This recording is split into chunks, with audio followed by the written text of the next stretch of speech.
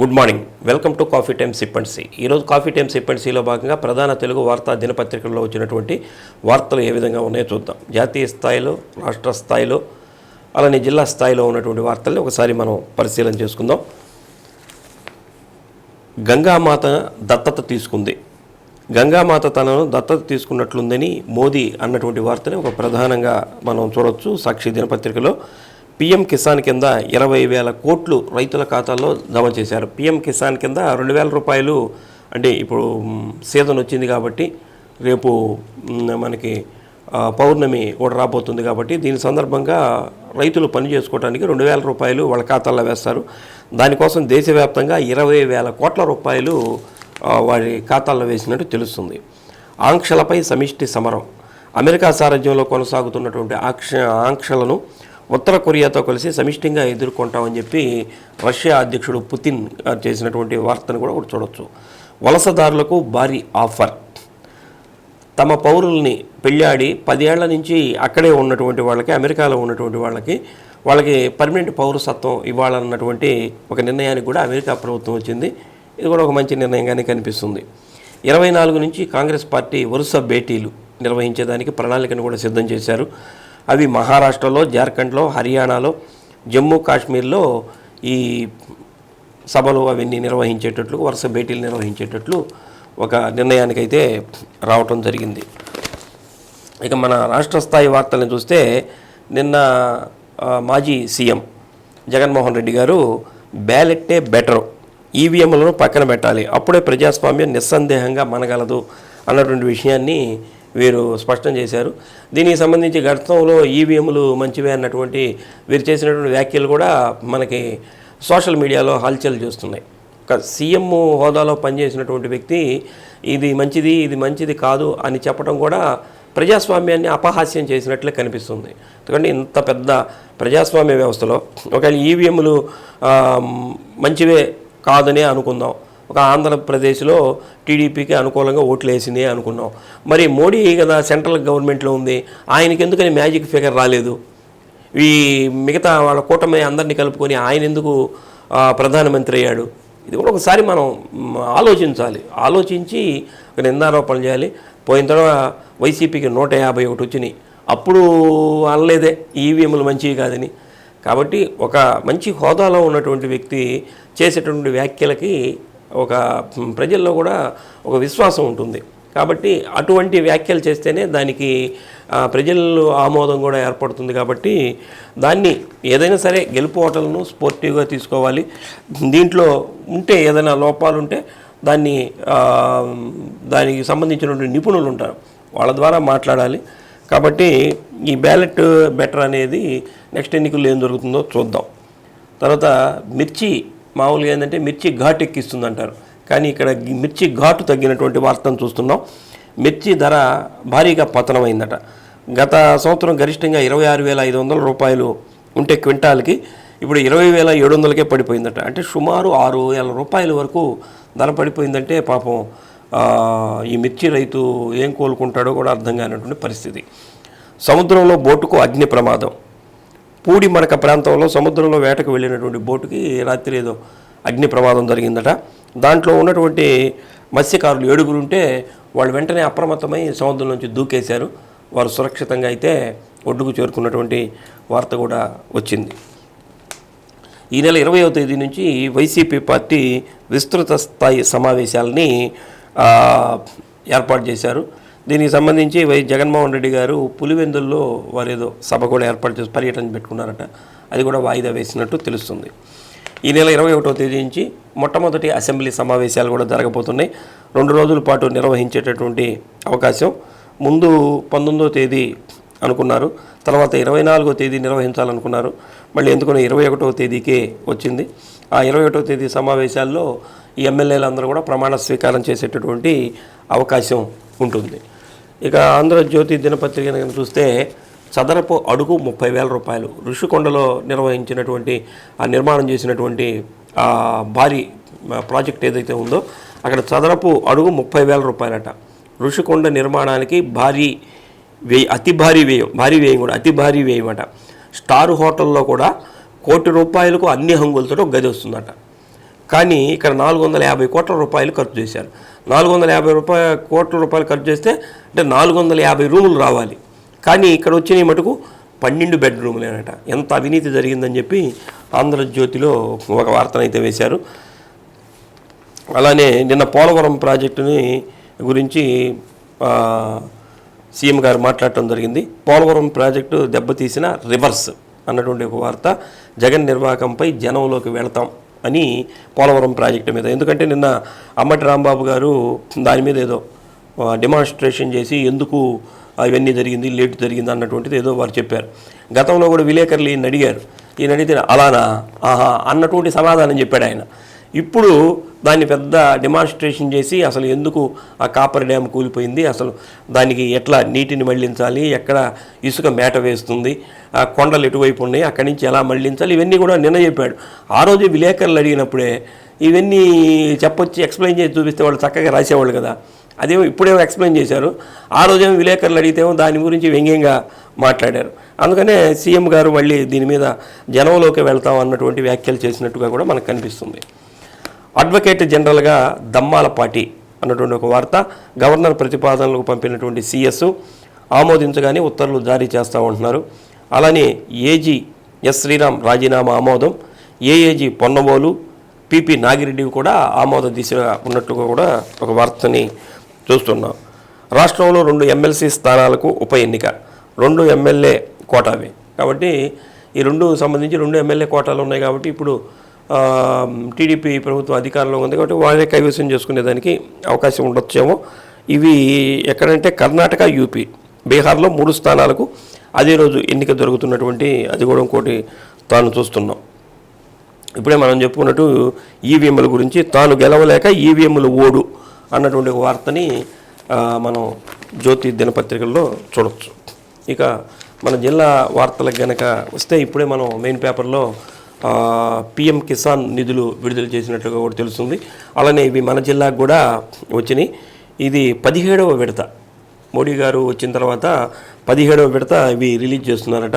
మన జిల్లాలో కూడా దీని ద్వారా 2,42,000 మంది రైతులు లబ్ధి పొందుతున్నారు.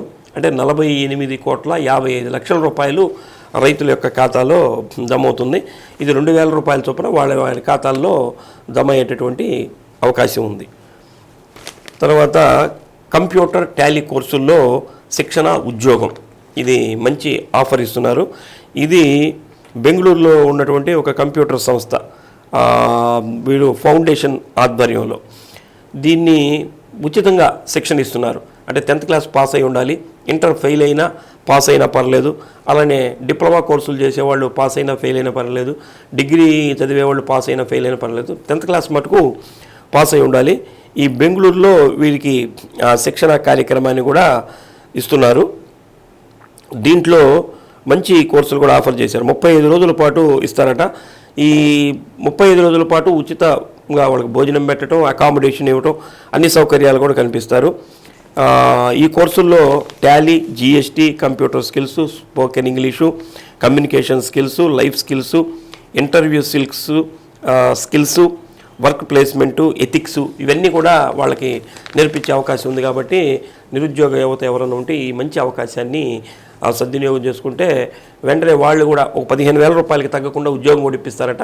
లేకపోయినా మనం నేర్చుకొని ఉన్నాం అనుకోండి, ఇప్పుడు ప్రతి సంస్థలో కూడా ఒక మంచి అకౌంటెంట్ కావాలి, టాలీ వచ్చినటువంటి అకౌంటెంట్ కావాలి, వ్యాపార సంస్థలు కూడా పెరుగుతున్నాయి. కాబట్టి మంచి భవిష్యత్తు ఉండేటటువంటి కోర్సు ఇది.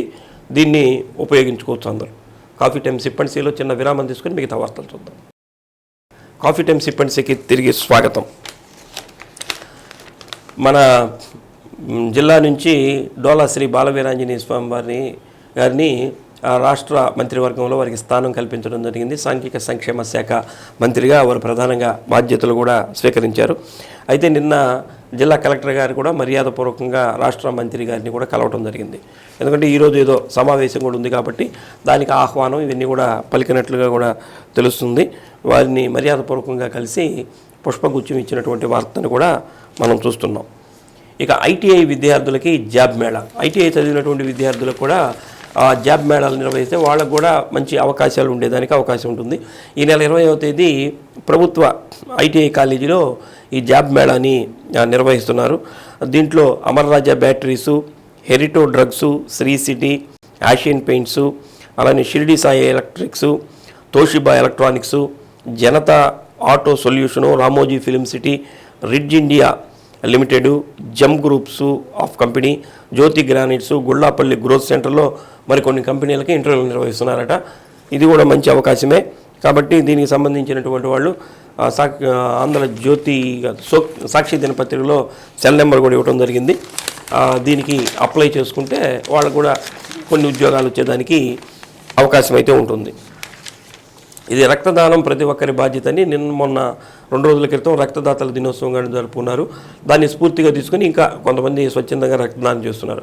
అయితే సిఐటియు ఆధ్వర్యంలో, అంటే కార్మికుల పోరాటాల్లో నిత్యం బిజీగా ఉండేటటువంటి ఈ సిఐటియు కార్మిక సంఘం వారి ఆధ్వర్యంలో కూడా నిన్న రక్తదాన శిబిరాన్ని ఏర్పాటు చేశారు.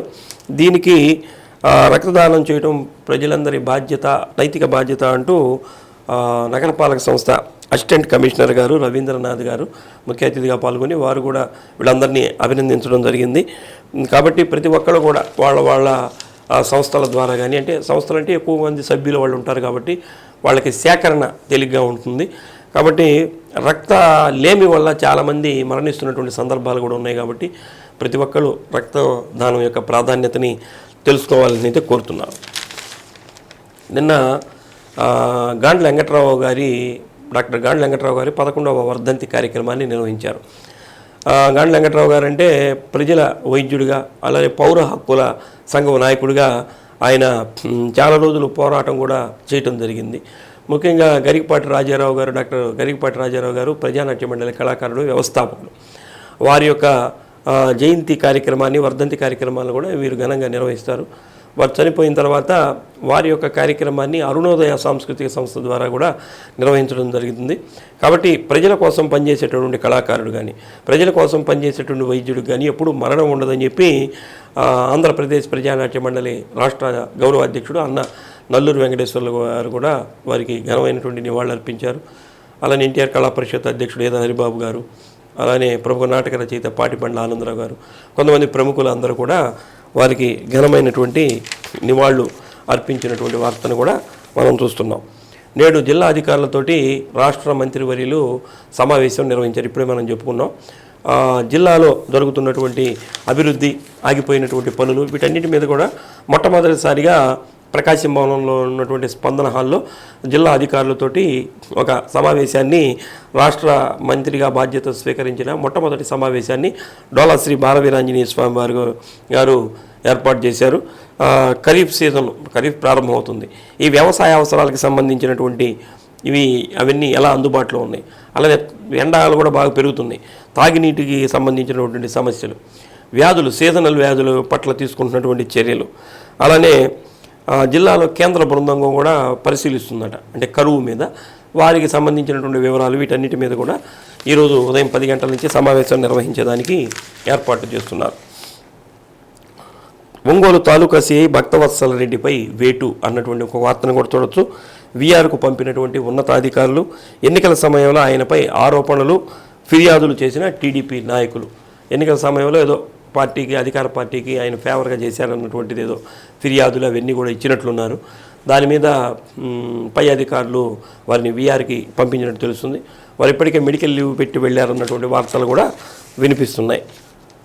తర్వాత ల్యాండ్ టైటిలింగ్ యాక్ట్, ఇప్పుడు జగన్మోహన్ రెడ్డి గారి ప్రభుత్వాన్ని ఒక రకంగా దించిందంటే ప్రధానమైనటువంటిది ఇదే ల్యాండ్ టైటిలింగ్ యాక్టే. ప్రతి ఒక్కరిలో కూడా ఒక అభద్రతా భావం అయితే ఏర్పడింది.